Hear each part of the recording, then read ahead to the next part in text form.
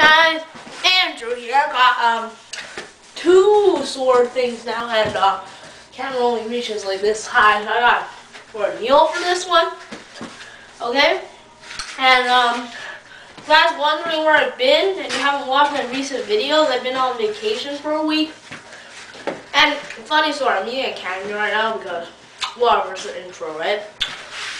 So while I was in the airport for the vacation, the new chapter One Punch Man launched. And here's the thing. One Punch Man is the main thing I review on this channel. Sure, I do more Dragon Ball Super, but that's because Dragon Ball Super releases more chapters, episodes, than One Punch Man does chapters. One Punch Man is the main event on this channel, and I found that no one on YouTube really reviews it, so it worked. People just post chapters on YouTube, like Rise, but no one really reviews it, so that's what I do. And yeah, I mean, the last review got like 50 views. It kind of blew up a bit, considering how small I am.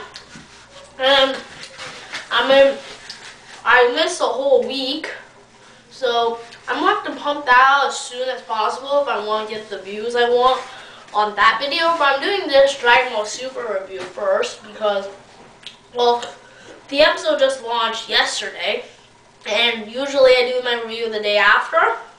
So this is like actual timing. I know I missed the whole episode of Dragon Ball Super on, what was it, 114? Yeah, 114 with Goku, Kefla and Kale, Super Saiyan God, all that jazz. I missed that episode. Really sorry, but the episode wasn't very good. So yeah, I forgot my script for this episode. Let's just roll the intro here.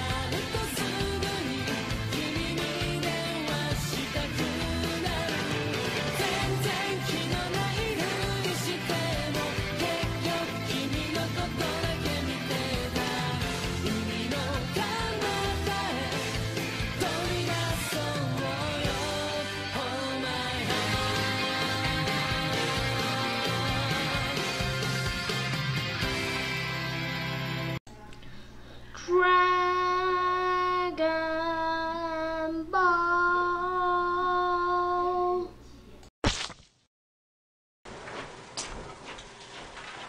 Love how I can just do that, by the way, just roll intro. But let's start with this review, alright? So this is my review of episode 115 of Dragon Ball Super. Last episode. Well, first let's make some notes before we do the actual review. So, Kefla and Kale, their power is just ass pulls. That's their thing. We just have ass pulls.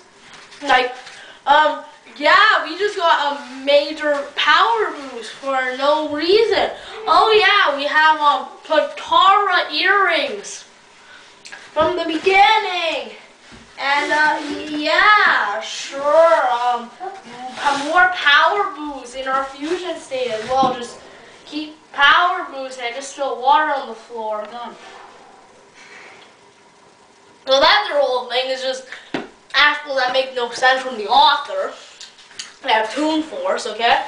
And in this episode, the main thing is Goku versus Kefla, or Kefla. And let me see here. There's also the other fights that are going on at this time.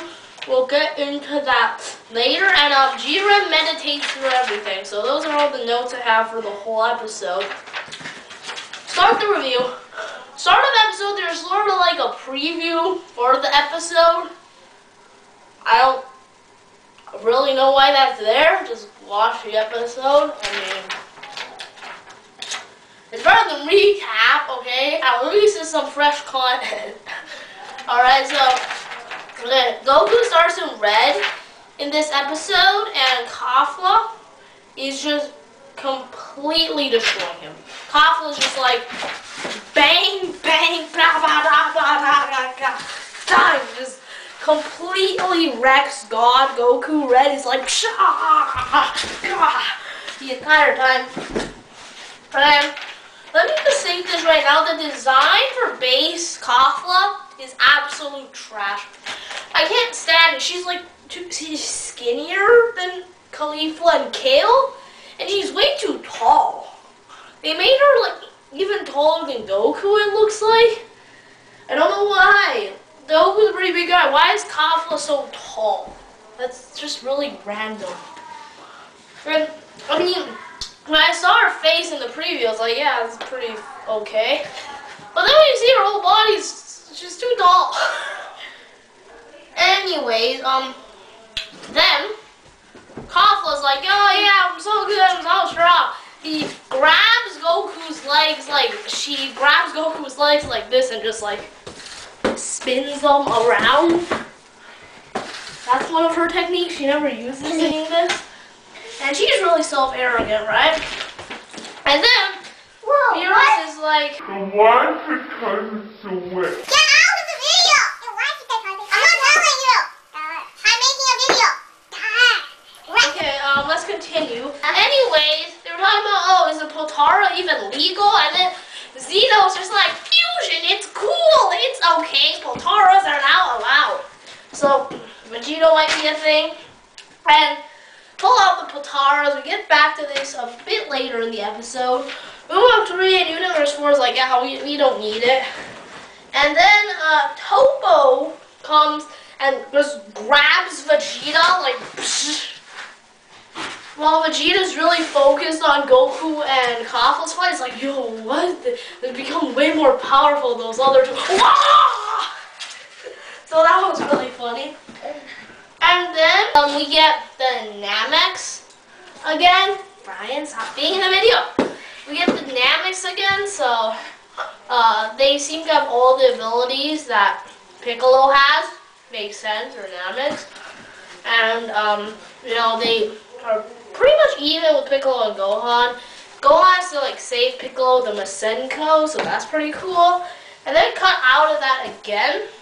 And, here it says, fusion is interrupt. Oh, yeah, okay, so here then, Beerus is talking with, Shin. I know. Best name for the Kaoshin ever. And he takes his Potaras off. He's like, yeah, we're going to use these.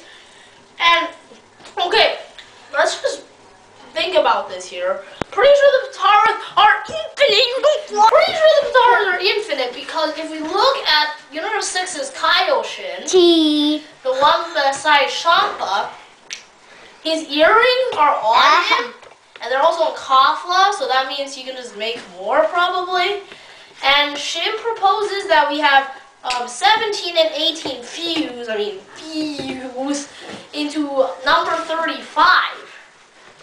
And then Whis is like, oh, but it's risky because 2 people can fall off the same time. I was thinking, does that really matter though? Like, you're also multiplicative in terms of strength.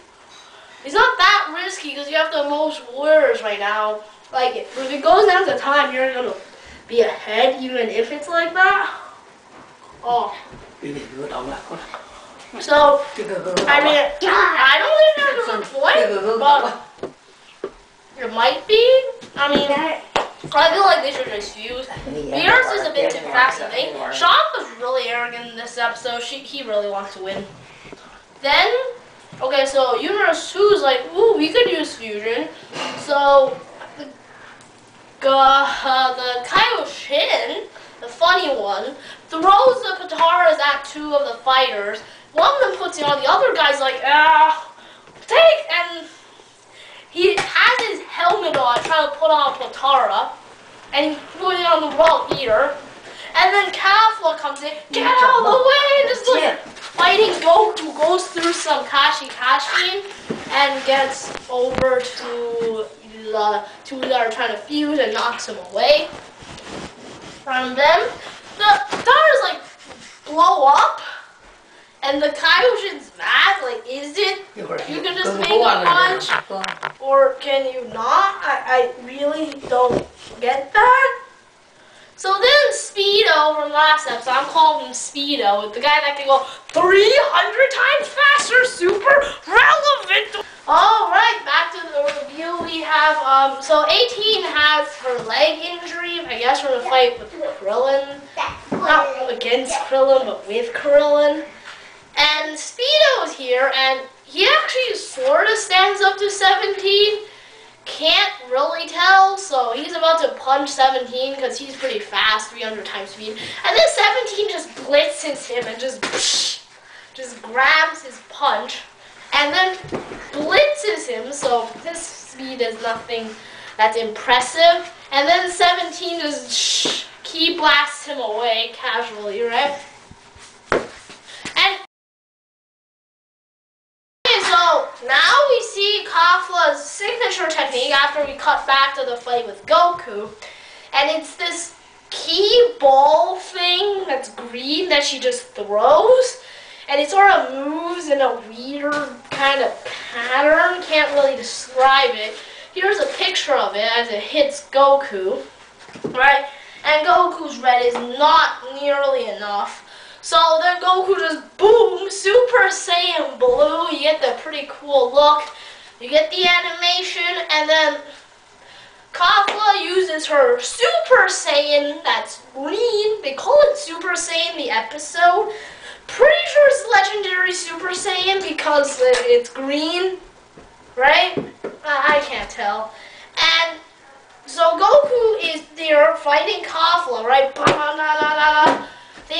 They're struggling against each other, so they're about evenly matched. They have like a key struggle of some sort. Sorry for the things that are coming across the camera. Okay, I guess in my last recording I pressed stop recording as soon as I started it. I don't know, I assumed it was recording, but it wasn't recording. That kind of sucked.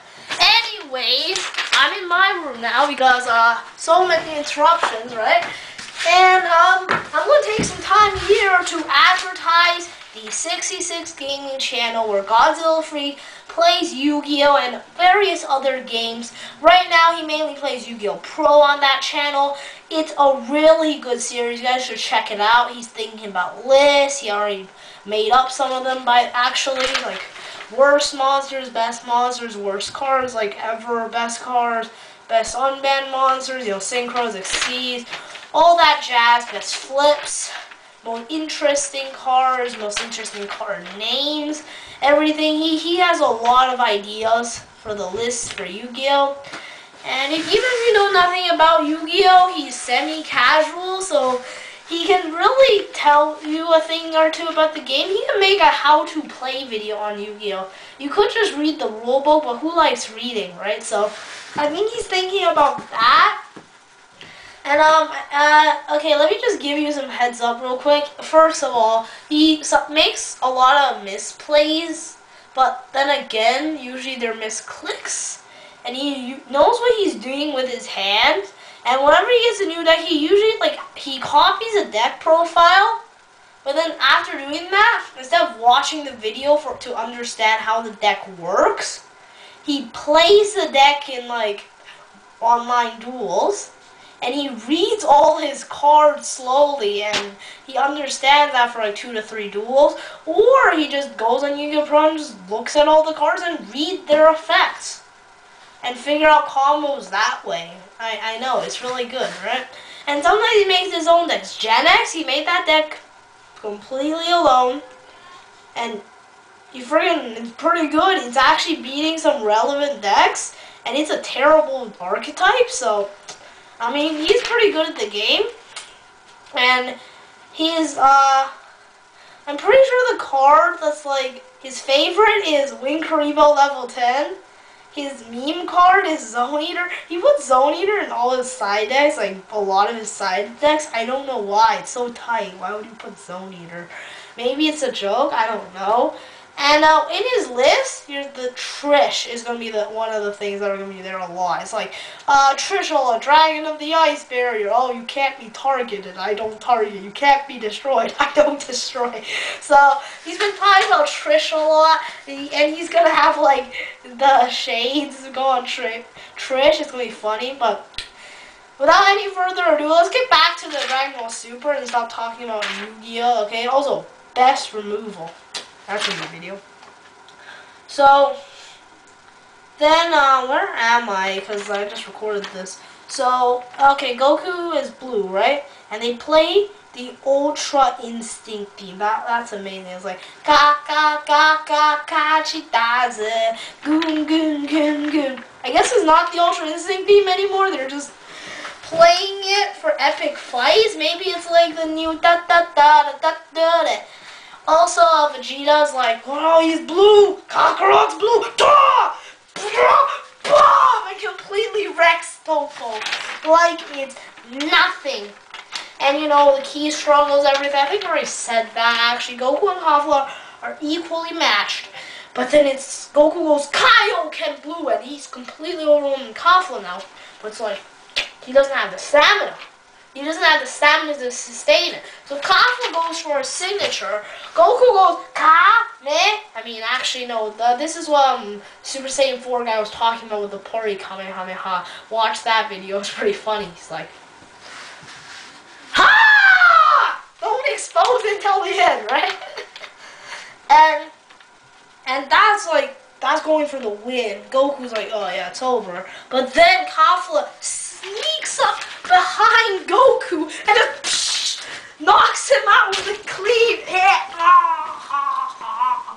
Goku's hair goes back to black. He's in face form again, and it's cool. But fucking ass pulls. How did Kefla blitz Goku? This makes no sense. Ass pulse. That's how ass pulse. So then Sean was like, yes, Universe 6 has a chance.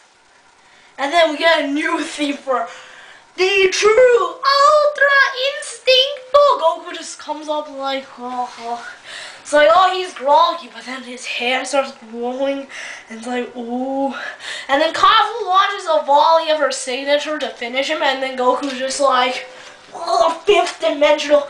Legit, the things like stop as Goku exists beyond the time frame of it, and just, and then they just pass by. It's like, that's a flu! He does it again, Goku, the things legit freeze, and Goku just like walks through them. It's so cool.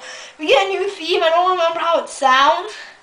And okay, something I'm gonna say here. Ultra Instinct is a technique. It is sort of a form, but it's a technique. And people are saying, oh, it's nowhere near as good as Potara's, right? Here's the thing. Ultra Instinct is a completely broke technique.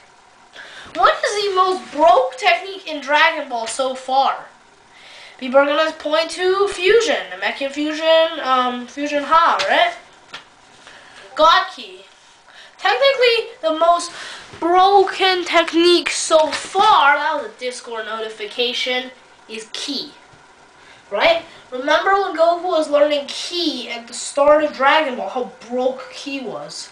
It's the difference between Mr. Satan and freaking Beerus today. It's Ki. They use Ki. That's the whole thing with Dragon Ball. Ultra Instinct is something just as revolutionary as Ki, right? Because it is something completely different. It exists beyond anything else. So if Kefla stands any chances at all against his Ultra Instinct, it's either A, Ultra Instinct isn't as strong as we thought, or B, she's fucking ass pulling, and it makes no sense. Why? Why do they have ass pulling? It's so bad. And Beerus like, let's see this new Ultra Instinct. And it's 19 minutes have passed in the Tournament of Power. 19. So, this episode was pretty trash, but the animation, that shit was on point. Look at this shot. Woohoo, that animation's broke. Put budget in the right, but the plot is terrible. It's so conflicting. Why? It's not even epic. It's like, no. This isn't as bad as Repriad. It's worse. Why are there so many assholes? How is Kefla this powerful? Base Kefla is equaling God Goku.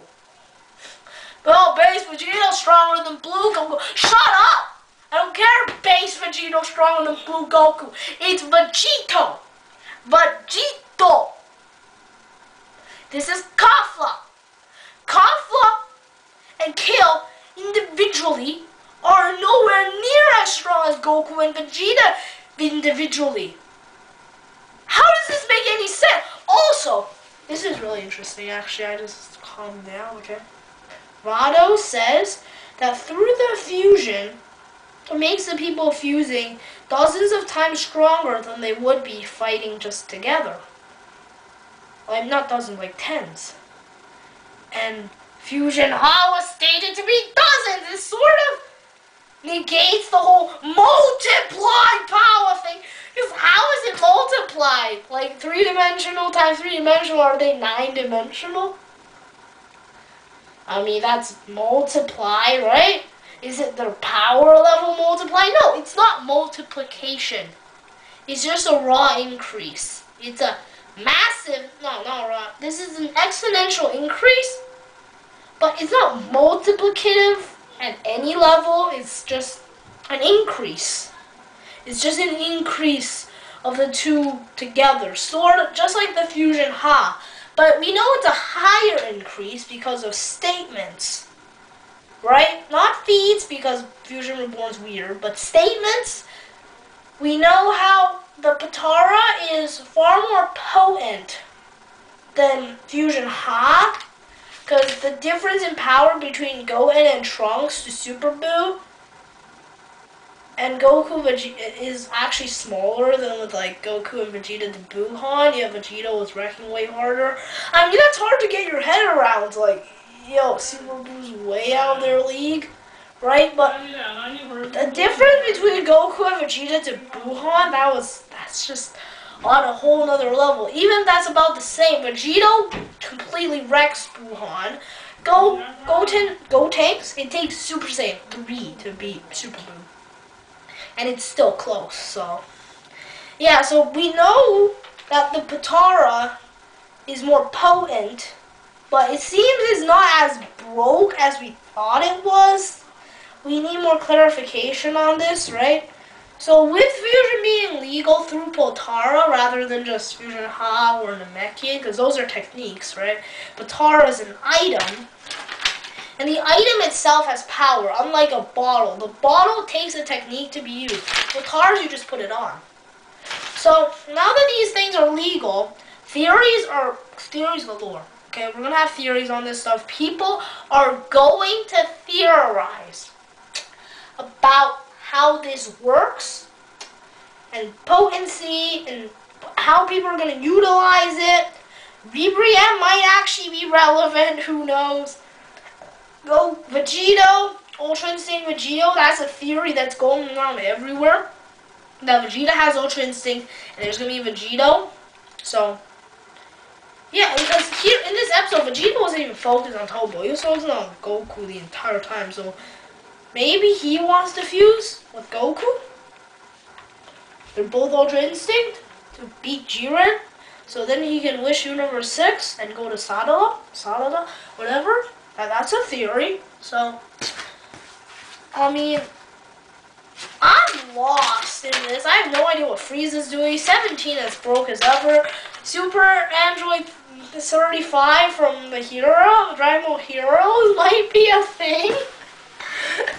So, yeah, that's gonna be all for today, guys. Take care of y'all. Goodbye.